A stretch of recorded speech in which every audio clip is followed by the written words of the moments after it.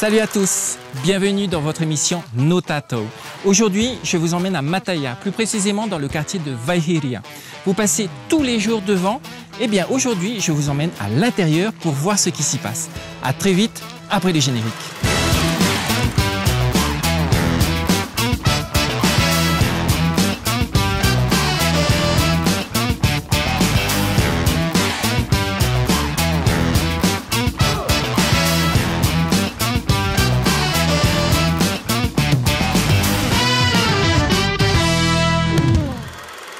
Ce mois-ci, nous allons parler culture. Nous sommes dans le lotissement OPH Vaihiria et nous avons entendu parler d'un groupe de quartier particulièrement dynamique.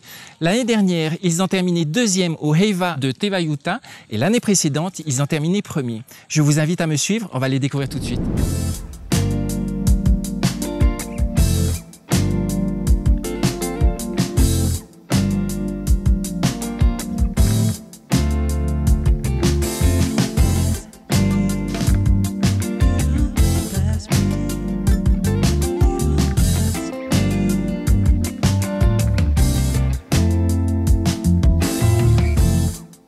Le Oriteiti, cette danse qui représente une partie tellement importante de notre culture, cette danse qui attire des milliers d'amateurs à travers le monde, cette danse qui permet de s'exprimer malgré la barrière de la langue. Dans ce quartier de Mataya, nous avons eu la chance de faire la rencontre de deux jeunes femmes qui se sont données pour mission de faire vivre cet art traditionnel malgré les difficultés auxquelles elles peuvent se heurter au quotidien. Yaurana, Mimosa et Hilda, pouvez-vous nous dire depuis combien de temps vous habitez le quartier? Ça va faire 24 ans, je crois. 24 ans, ça fait quand même longtemps. Ça fait 10 ans. Et j'ai connu des gens de là-bas petit à petit. Après, ils m'ont demandé si je pouvais être chorégraphe. Bon, j'ai accepté. Qu'est-ce qui caractérise cette résidence? Les gens, d'abord. Et l'entourage aussi. Les voisins, tout ça. On s'entend bien.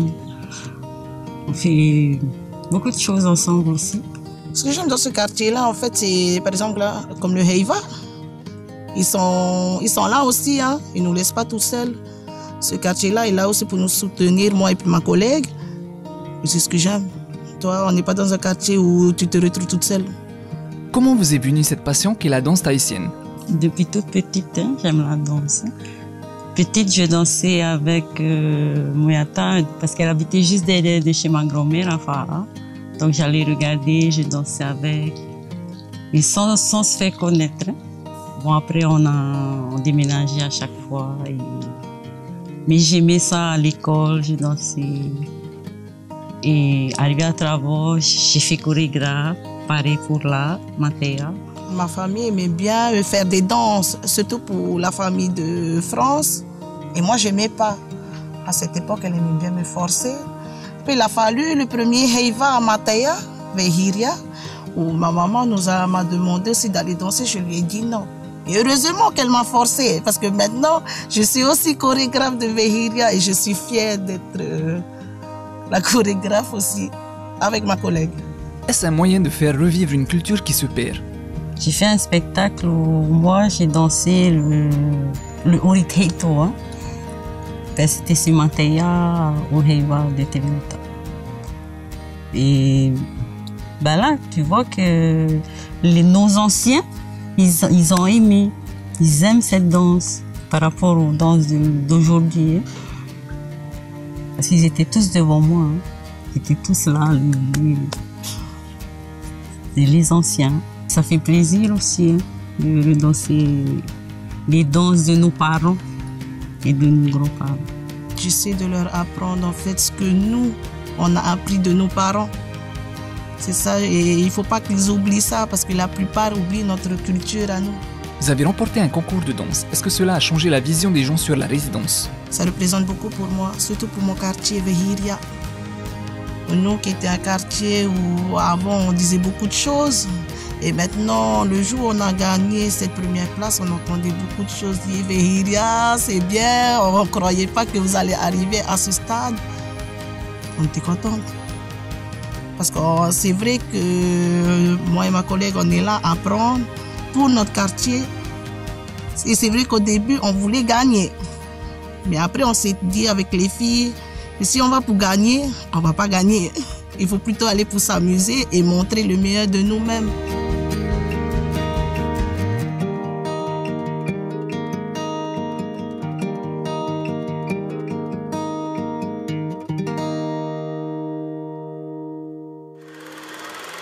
Après cette courte entrevue, nous avons réservé à Hilda Mimosa une surprise qu'elle ne risque pas d'oublier. Nous avons invité Moena Meiotui, meilleure danseuse du Heiva Tahiti 2011, à participer à l'émission et à partager son expérience avec nos danseuses de la résidence. Voyons cela tout de suite en images.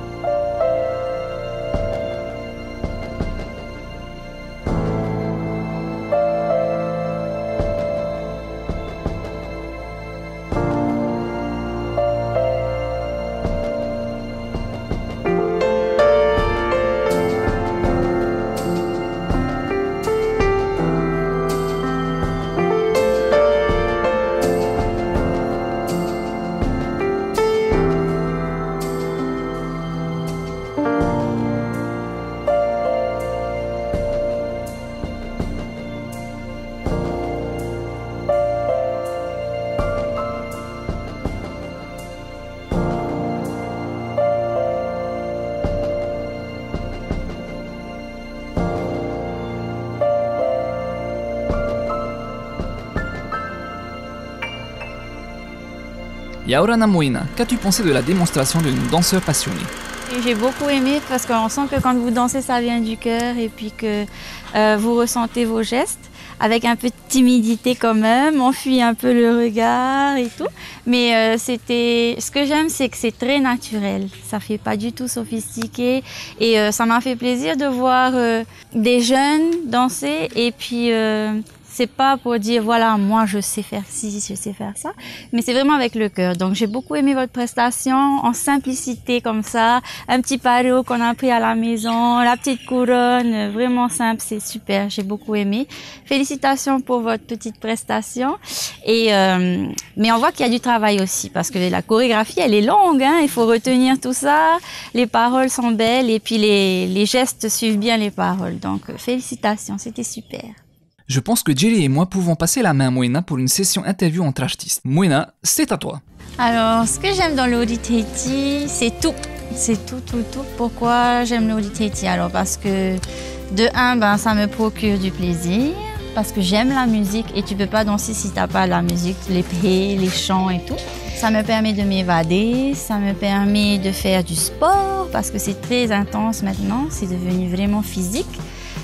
J'aime ça aussi parce que quand on danse, en général, on danse pas toute seule, on est en groupe, donc on partage avec les garçons, les filles, les musiciens, si on est dans un groupe, quoi. Dans une école, c'est pareil, mais plutôt avec un CD. Et voilà, donc j'aime tout. J'aime le fait aussi que quand tu danses, tu es obligé de prendre soin de ton corps, sinon tu peux pas descendre, monter, faire tout ce qu'il faut en temps et en heure, voilà.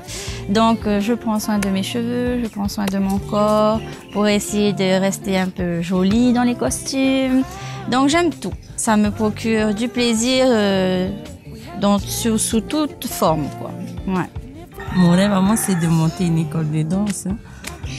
Et parce que j'ai beaucoup d'élèves aussi, hein, à chaque fois, ils viennent me voir. Tati, quand est-ce qu'on commence les répétitions? Donc du coup, il faut chercher la salle, il faut chercher un appareil, des musiciens.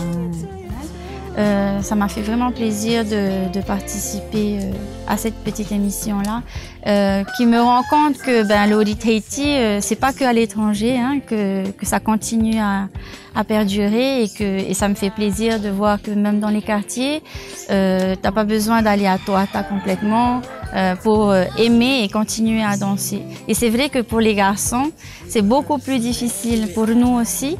Et j'aimerais vraiment que les garçons se réveillent un peu que voilà, le Odi Tahiti, ça fait aussi partie de leur culture. Il n'y a pas que le surf ou le va. Et c'est pas parce que tu vas danser et peut-être mettre un string, parce que quand tu as un maro, si tu as un gros slip, ça fait pas joli. Et ça veut pas dire que c'est pour les garçons qui sont moins masculins, tu vois. Ça fait moins viril pour certaines personnes. Non, il faut continuer à danser, il faut danser notre culture et qu'elle perdure, quoi. Moi, le message que j'aimerais faire passer aux jeunes, surtout ceux qui aiment la danse, le Odi Tahiti, Si vous avez un rêve dans le Old Tahiti, allez-y, foncez, ne lâchez pas et continuez, persévérez.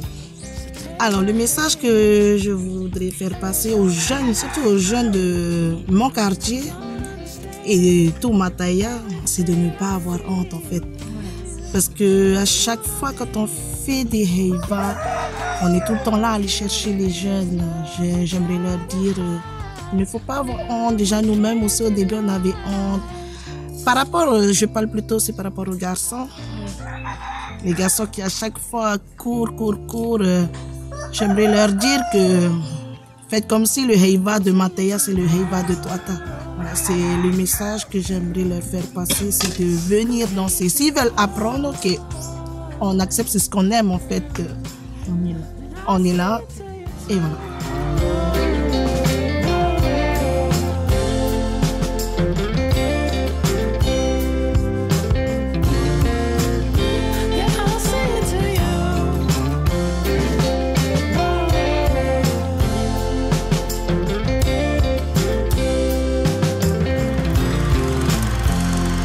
Je vous donne rendez-vous le mois prochain avec Hilda et Mimosa. Nous allons continuer à les suivre dans leur aventure culturelle. Nous avons de belles surprises à leur réserver. À très bientôt. Au revoir.